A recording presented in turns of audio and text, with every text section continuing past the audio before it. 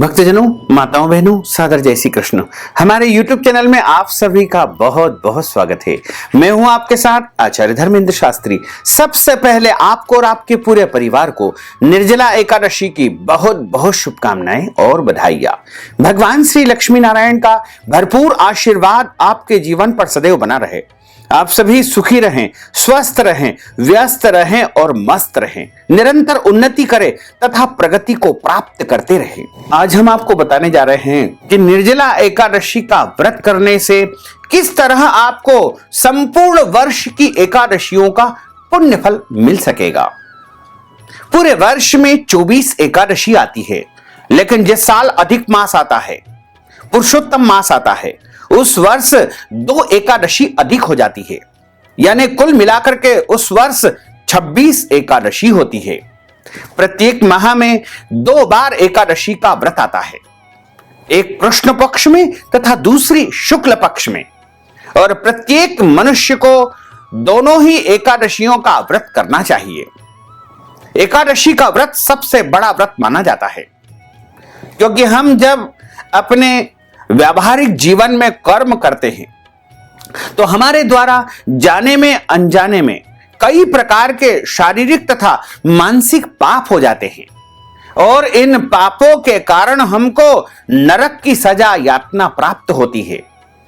तो यदि आप अपने जीवन में नरक की सजा से बचना चाहते हो, पापों का प्रायश्चित्त करना चाहते हो और स्वर्ग लोक तथा वैकुंठ लोक को प्राप्त करना चाहते हो, तो आपको पूरे वर्ष की सभी एकादशियों का व्रत करना चाहिए।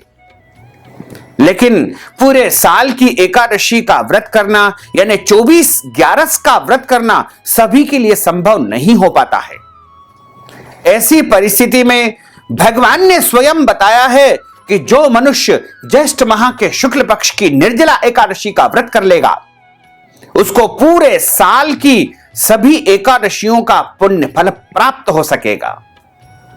क्योंकि निर्जला एकादशी एक ऐसी एकादशी है जो साल की सबसे बड़ी एकादशी होने के साथ साथ संपूर्ण वर्ष की एकादशियों का पुण्य देने वाली है, गौदान का पुण्य देने वाली है तथा सभी तीर्थ यात्राओं का पुण्य देने वाली है, सभी प्रकार के दान का पुण्य देने वाली है, और सभी तीर्थों में, सभी पवित्र नदियों में स्नान करने का पुण्य यदि कोई एकादशी देती है तो वो निर्जला एकादशी देती है। इस बार निर्जला एकादशी का महापर्व 11 जून 2022 शनिवार को है। वैसे एकादशी तिथि का आरंभ 10 जून 2022 को सुबह 7:26 से हो जाएगा। चूंकि 10 जून को दशमी युक्त एकादशी है, इसलिए आपको दशमी युक्त एकादशी का व्रत नहीं करना चाहिए। कभी भी दशमी जो एकादशी को स्पर्श करती है उस दिन व्रत नहीं करना चाहिए, अगले दिन व्रत करना चाहिए, चाहे अगले दिन थोड़े समय के लिए एकादशी क्यों न हो। तो इस कारण से एकादशी का जो व्रत किया जाएगा वो 11 जून 2022 शनिवार को ही किया जाएगा। हालांकि इस दिन सुबह 5:45 पर एकादशी तिथि समाप्त हो जाएगी, लेकिन एक दिन पहले चूंकि दशमी युक्त एकादशी है और इस दिन द्वादशी युक्त एकादशी है। द्वादशी युक्त जो एकादशी होती है वो सर्वोत्तम एकादशी मानी जाती है, उसे हरिवासर भी कहा जाता है। तथा इस एकादशी व्रत का पारणा 12 जून 2022 रविवार को सुबह 5:49 से लेकर के 8:49 के मध्य आपको कर लेना है। इस एकादशी को निर्जला एकादशी के अलावा भीमसेनी एकादशी, पांडव एकादशी के नाम से भी जाना जाता है। इसमें 24 घंटे तक यानी एकादशी के सूर्योदय से लेकर के द्वादशी के सूर्योदय तक निरंतर 24 घंटे निर्जला निराहार व्रत किया जाता है। इस एकादशी में भोजन का पूरी तरह त्याग करना है, अन्न का पूरी तरह त्याग करना है, फलाहार का पूर्ण रूपेण त्याग करना है, जल का पूरी तरह से त्याग करना है। लेकिन यदि आप रोगी है, बीमार है, बच्चे हैं, वृद्ध है, तो आप फलाहार करके एकादशी का व्रत कर सकते हैं। आपके लिए कोई कठोर नियम नहीं होता है। लेकिन आप पूर्ण रूपेण स्वस्थ है तो आप निर्जला निराहार इस एकादशी का व्रत अवश्य करें, क्योंकि इस एकादशी का व्रत करने से आपके जितने भी पाप होंगे वो सब समाप्त हो जाएंगे तथा आपको 24 एकादशियों का पुण्य मिलेगा, गौदान का पुण्य मिलेगा। लेकिन शर्त यह है कि निर्जला निराहार यदि इस एकादशी का व्रत करेंगे तो आपको संपूर्ण पुण्य फल निर्जला एकादशी का मिलेगा और आपको स्वर्ग लोक की प्राप्ति होगी, वैकुंठ लोक की प्राप्ति होगी और प्रभु की कृपा आपके परिवार पर सदैव बनी रहेगी। निर्जला एकादशी के दिन किसी भी मनुष्य को सूर्योदय के समय, सूर्यास्त के समय सोना नहीं चाहिए, दिन में सोना नहीं चाहिए और बिना स्नान किए भगवान का पूजन अर्चन नहीं करना है। दाढ़ी कटिंग शेविंग नहीं करवाना है, शरीर के अंग के कोई भी बाल काटना या कटवाना नहीं है और इस दिन झूठ नहीं बोलना है, क्रोध नहीं करना है, वाद विवाद नहीं करना है, लड़ाई झगड़ा नहीं करना है, पेड़ पौधों को काटना अथवा छांटना नहीं है। प्रभु की पूजा के लिए, भगवान की सेवा के लिए पुष्प तोड़ सकते हैं, तुलसी जी के पत्ते आप तोड़ सकते हैं।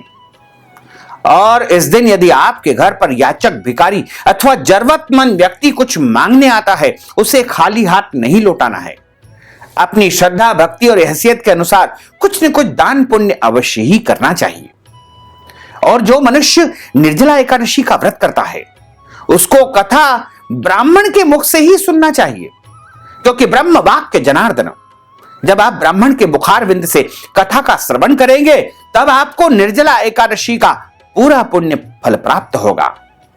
इसके अलावा यदि आपके घर में जन्म अथवा मृत्यु का सूतक लग जाता है, ऐसी अवस्था में आप व्रत तो कर सकते हैं, व्रत के सभी नियमों का भी पालन कर सकते हैं, लेकिन आपको भगवान का स्पर्श तथा पूजन कार्य नहीं करना चाहिए।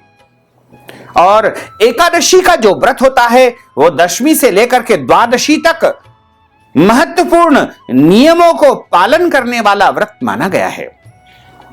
दशमी के दिन लहसुन, प्याज, मांस, मदिरा का उपयोग नहीं करना चाहिए, चावल नहीं खाना चाहिए, शहद नहीं खाना चाहिए और इसी तरह आपको पराया अन्न यानी दूसरे के घर का भोजन नहीं करना चाहिए।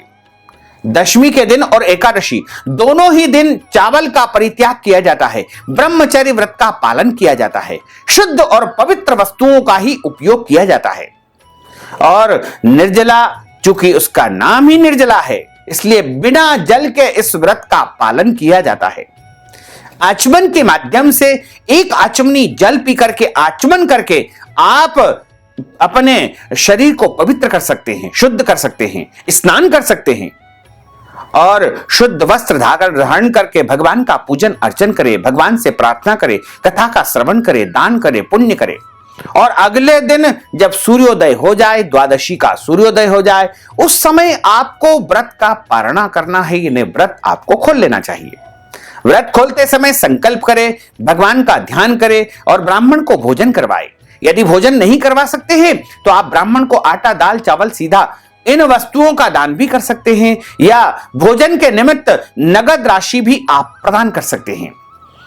तो भक्तजनों, माताओं, बहनों, अगर आप निर्जला एकादशी कथा के निमित्त दान पुण्य करना चाहते हैं, निर्जला एकादशी के निमित्त ब्राह्मण भोजन करवाना चाहते हैं, वस्त्रदान, गोदान, अन्नदान या कोई भी दान पुण्य यदि आप करना चाहते हैं तो आप हमारे पेटीएम के माध्यम से, गूगल पे के माध्यम से, फोन पे के माध्यम से, अकाउंट नंबर के माध्यम से नगद राशि पहुंचा करके गौ सेवा का पुण्य फल प्राप्त कर सकते हैं, गौ दान का पुण्य प्राप्त कर सकते हैं, निर्जला एकादशी का पुण्य फल आप प्राप्त कर सकते हैं। साथ ही आपसे अनुरोध है कि हमारे इस ज्ञानवर्धक वीडियो को अधिक से अधिक लोगों को शेयर करिएगा, लाइक करिएगा, कमेंट करिएगा और यदि अभी तक आपने सब्सक्राइब नहीं किया है तो अभी और इसी समय सब्सक्राइब अवश्य कर लीजिए। आपको और आपके पूरे परिवार को सादर जय श्री कृष्ण, सादर धन्यवाद।